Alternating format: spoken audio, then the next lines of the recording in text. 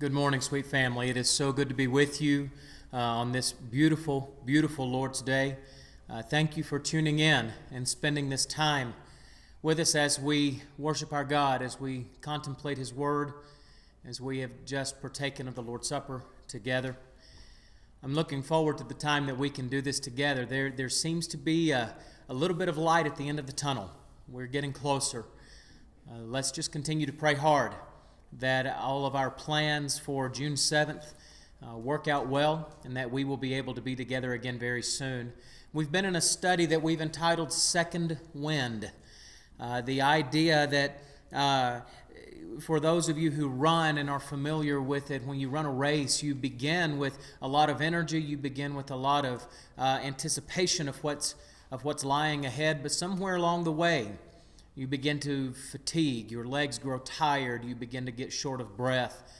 And there's something about the way God created our bodies that in the midst of that run, we begin to draw on an extra piece of energy deep down, and we call that our second wind, and that's what allows us to get through the remainder of that race. That's what we've been discussing here for the last 3 weeks, and today we're going to be finishing this study in which we have been looking to try to find this extra energy to get through this marathon crisis. And we've done that in two ways. One, we have been giving praise to God for the good things that have come out of this time of crisis. It's amazing to me how wonderful God can make a situation like this. Yes, it's tough. Yes, it is hard and it's complicated.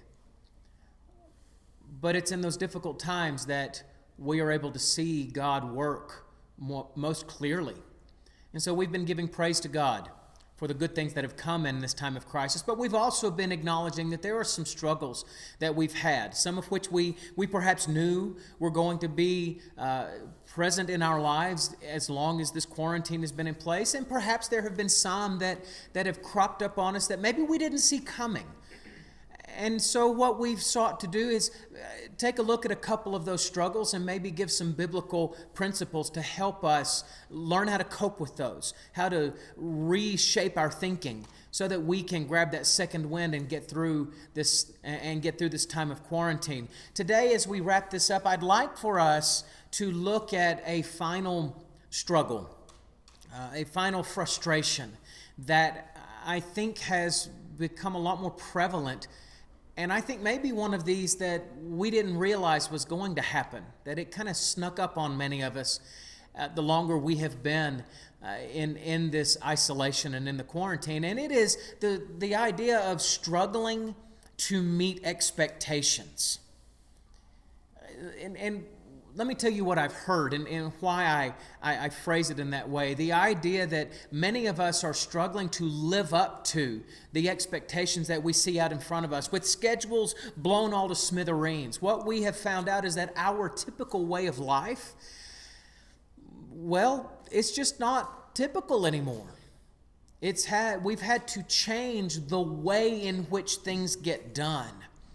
Moms at home are struggling to keep houses clean in a way that maybe they weren't before. And on top of that, they have the pressures, the added layer of becoming at-home teachers for their kids. Speaking of the kids now being at home, many of these students are actually struggling to try to figure out how to wade through this at-home online distance learning. And this is happening not just for little kids. This is young people of all ages, whether you're talking about the little kindergartners who are trying to figure out how to meet the expectations of their teachers, going all the way up to college students who have been kicked off of their campuses and who are not able to be in their dorm rooms anymore. And so they're having to swap to distance learning. And so you have that struggle of trying to meet up to the expectations that are there. And one thing that has even occurred to me, and I've heard a little bit about that, you have those families who typically homeschool. Those who, maybe this is not a new thing for them, but all of a sudden, some of them are perhaps feeling an added level of pressure because now they have become the experts, trying to be there and be that extra help and that extra boost and encouragement for the families who don't normally do their schooling at home. And then it comes to the idea of work, when offices across the country have had to shut their doors and try to figure out how they are going to have their employees work from home. And some of these businesses were never cut out to work from home. Or maybe they're having to figure out how to do curbside service when theirs is not a business that is tailored to being a curbside service. On top of that, you have some folks who are finding out that they may not actually go back to their offices for the remainder of this year. And so now they're going to have to figure out what the expectations are for their job for the next several months.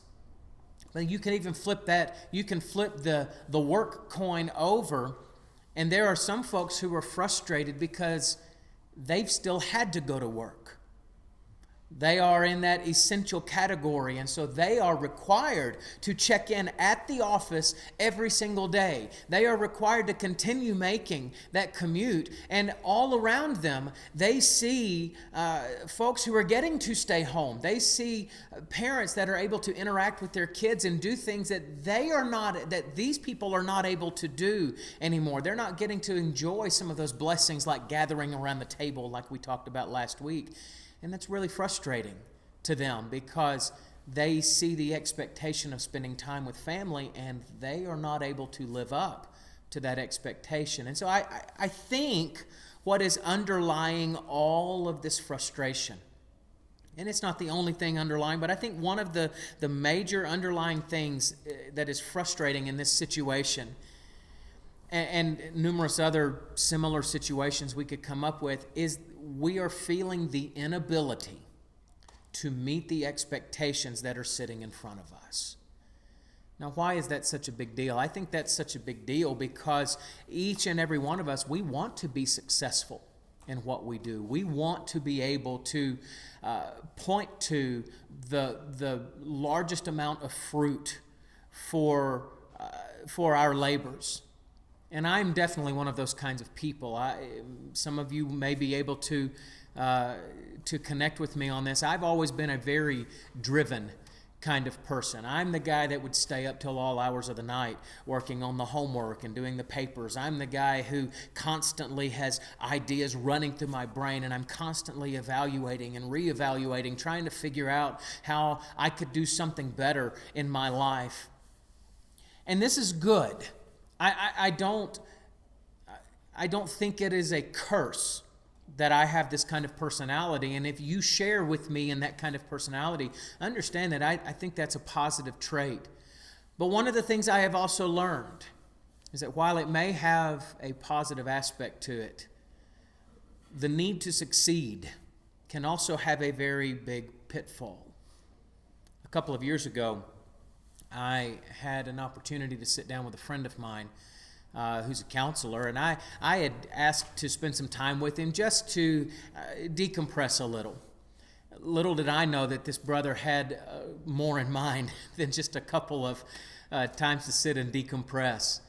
In fact, our first meeting that we sat down, my brother looked across at me, this brother looked across at me, and he said, "Cory, I already know what your problem is." He said, "Cory, you want so badly to be good that it's killing you. You want so badly to be good that it's killing you." Now, I readily confess that was an eye-opening moment for me. I'm sure others had tried to tell me that somewhere along the way, but there was just something about the way that this friend of mine phrased it that it really hit me for the first time, the pitfall of wanting to succeed. And I think many of us probably battle that same thing, at least on some level. All these different things that we've just been talking about, these expectations, we stress over things of this nature. We want so badly to be good. We want so badly to live up to some set of expectations that are out in front of us that we will nearly kill ourselves in trying to live up to them and succeed. And over the last couple of years, I have finally started to learn some really important lessons, some biblical principles that, for me, they've helped me learn to breathe along the way, helped me learn and to remind myself, Cory, you're okay. And I want to share a couple of those principles with you this morning in hopes that if you are one of these folks that are tuning in today, that you're frustrated and you're struggling because you're having a hard time living up to the expectations that you see out in front of you. I hope you can begin to learn from these biblical principles today to say to yourself, I am okay. Whether that is in a crisis marathon, like what we're dealing with now, or if it's just in life in general, you can learn these principles that will help you know and understand, I am okay. And so to get that started as a foundational point to our conversation today, I want to begin with a question. Maybe you have or haven't thought about this before, but consider this as we start off. What do you need to be okay? I want you to really ponder that one here. Maybe write it down and think about it when we're done with our study today. What do I need to be okay? Or we could phrase that another way. What do I need to be at peace? When I think about the idea of peace, I like to think of peace as that feeling we have when we know that we are secure, when we know that things are stable in our lives.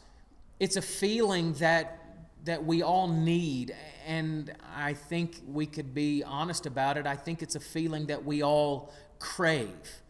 We don't like turmoil and chaos in our lives.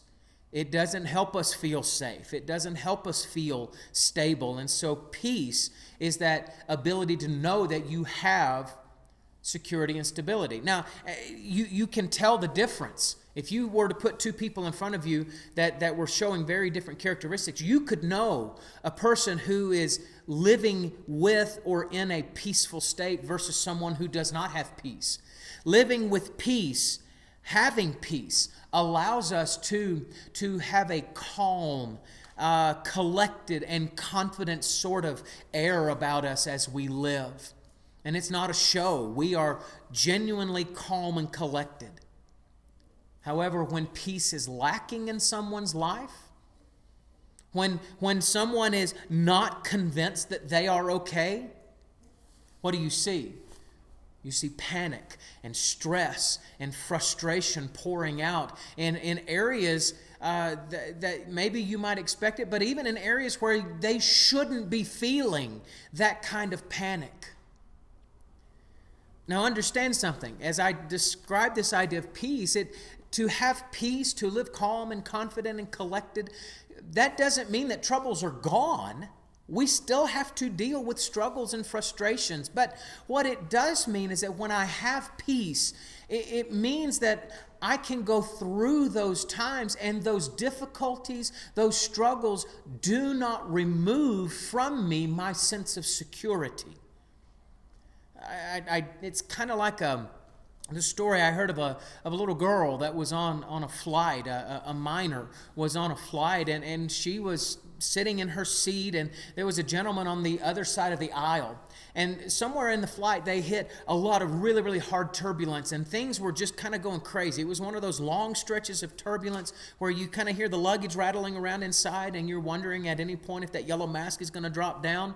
And this guy he's white-knuckling the seat, but the little girl is just happy-go-lucky. She's drawing. She's having a good time. And he finally turned to her and said, "Little girl, I am sorry. How are you so calm in all of this? I'm freaking out over here. Why are you not scared to death?" She said, "Oh, I'm okay. My daddy's the pilot." What did she know? She was convinced that even though there's turbulence all around her, her daddy had this thing under control because he was the pilot. She had security in a way that this other gentleman across the way did not have. And so again, when we talk about having peace, it doesn't mean that troubles are gone. It doesn't mean that you're not going to have difficulties. But what it means is that going through those hard times will not take away your sense of security. So therefore, it is really important for us to figure out what we need to be okay. What realizations will help us to continue to feel secure and stable, even when things around us may look like they're falling apart. Now, a lot could be said about this very point. We could probably have a very long, extended study on this very question. But I want to turn to a passage this morning that I think will at least give us a brief insight into how we can know that we are okay. I invite you to turn with me to 2 Corinthians chapter 12. 2 Corinthians chapter 12, we have a letter written by the Apostle Paul to his beloved congregation there in the city of Corinth. And I don't want to jump straight in. Let me give you just a very, very brief context of what's happening in this letter. The 2 Corinthian letter is one that is addressing some turmoil, some tension that had come between Paul and the Christians there. Evidently, someone had either come into the city of Corinth and into the church there, or maybe within their own ranks, somebody had kind of stepped up that had started to cause some doubt about Paul's sincerity and Paul's relationship with them there. And in chapter 10, if you were to back up in chapter 10, you would note that Paul begins defending his ministry because they were being persuaded by someone to question his authority, to question his motives, to question his reliability. If you were to look at chapter 11, verse 16 and following, Paul begins to list all of the things that he could potentially point to as the things which show his reliability. And what's interesting about them is that he seems to be contrasting or kind of paralleling the type of things that these doubters were saying. That, they were saying, well, he's very weak. He's gone through so much hard time. You need to look to somebody like us who has much more impressive in the way that we carry ourselves. And so chapter 11, verses 16 and following, he lists all of these possible reasons that he could boast about his accomplishments in his ministry and in his sufferings for Jesus. And then we get to chapter 12, verses 1 through 6, and he describes a vision. He says, I know of a man who, whether in the body or out of body, I don't know, but he was called up into the third heaven. I personally think Paul's talking about himself at some point in his life, that maybe in one of his stonings or something, he may have actually hit a point of death or whatever, and he's called up into that third heaven, and he sees things and he hears things that no human being should have heard. But then he is sent back, and he is allowed to continue pressing on with the memory of this vision in his mind. And so it's yet one more thing that he could potentially boast in. But with that understood as its context, I want you to pick up reading with me in verses 7 and 8 in 2 Corinthians chapter 12. In light of this vision and in light of everything else, he says, so to keep me from becoming conceited because of the surpassing greatness of the revelations, a thorn was given me in the flesh, a messenger of Satan to harass me, to keep me from becoming conceited. And 3 times I pleaded with the Lord about this, that it should leave me. So you notice what's happening. He understands that something was given to him, this thorn in the flesh, whatever that is. Nobody really knows what it is. We have some good guesses about what it was. But he describes how much he suffered with this. And he wanted this thing gone, and he begged God 3 times to take it away. And then in verse 9, we find God's response. But he, that is God, said to me, Paul, my grace is sufficient for you, for my power is made perfect in weakness. Therefore, I will boast all the more gladly of my weaknesses, so that the power of Christ may rest upon me. You notice how God doesn't reply in the way that Paul had hoped he would. Paul asked him, please take this thing away. And God said, no, because in this situation, Paul, my grace is sufficient for you. Now, what exactly does that mean? Well, we could probably discuss that one for a while, but at least consider this idea. I think that in this moment, what is happening is that God is wanting Paul to understand that his grace is all that Paul needs to be okay in this situation, in the midst of this particular trial. At this moment that Paul is describing, it was God's grace that provided him with the necessary security to know that he would be all right. Now, and understand, and I want you to notice, in case you haven't picked up on this, it doesn't appear that God is mad at Paul for asking for his intervention. God is okay with Paul asking because Paul really wanted this thorn in the flesh removed in a desperate way. The question is not about whether or not God got upset about it, because I don't think he did. The question was whether or not Paul could and would acknowledge that God's grace was enough, or if he was going to continue to demand more from God.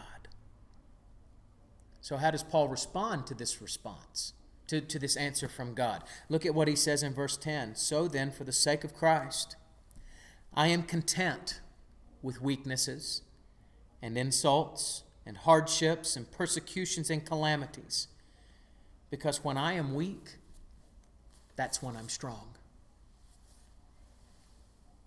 He learned to let God's grace be enough, even when things all around him were ugly.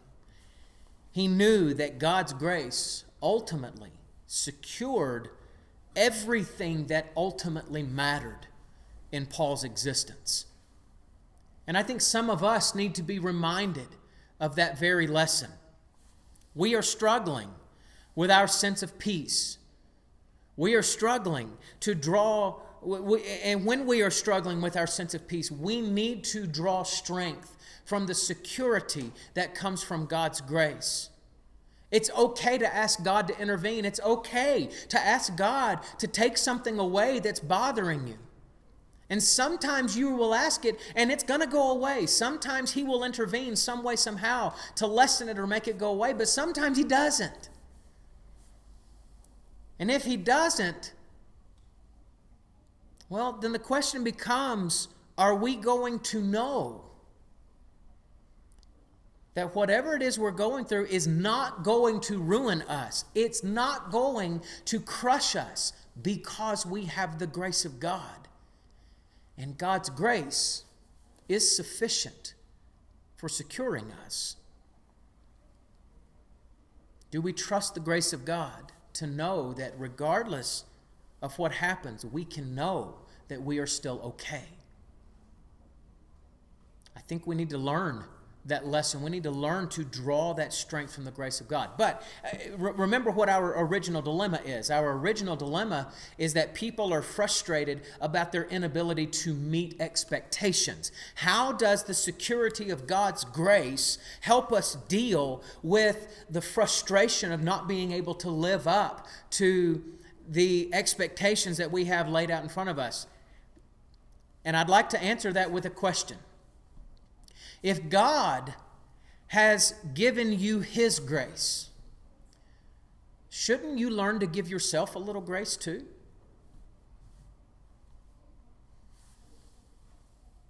You know, you stop and think about it. In order to pursue excellence, there's a couple of things that we need to have. For one, in order to pursue excellence, we need to have benchmarks. We need to have things that we can approach, small goals that we can point to in order to measure whether or not we are succeeding. That's wonderful. That is excellent for us to have those benchmarks along the way. But here's the funny thing. The funny thing about living up to those benchmarks, the funny thing about living up to those standards is that so many of the standards we are seeking to meet don't even come from God.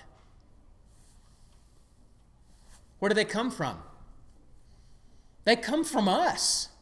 We create so many of those standards that we are trying to reach out and meet in order to measure success on some level. I mean, you say, where did this come from? Sometimes those expectations that we set are set because we're comparing ourselves with others. We see what other families are doing. We see what other housewives and moms are doing. We see what other dads are doing. We see what of our classmates are doing. And we want to be like them. We want to achieve whatever they've achieved. And so we set their ways as our measure of success. And so where does the standard come from? The standard for excellence comes from comparing ourselves to others. Sometimes we even just pull these things out of the air. There's no rhyme or reason to the standard that we've set for ourselves. It's just one that we want to achieve, which in and of itself is not bad.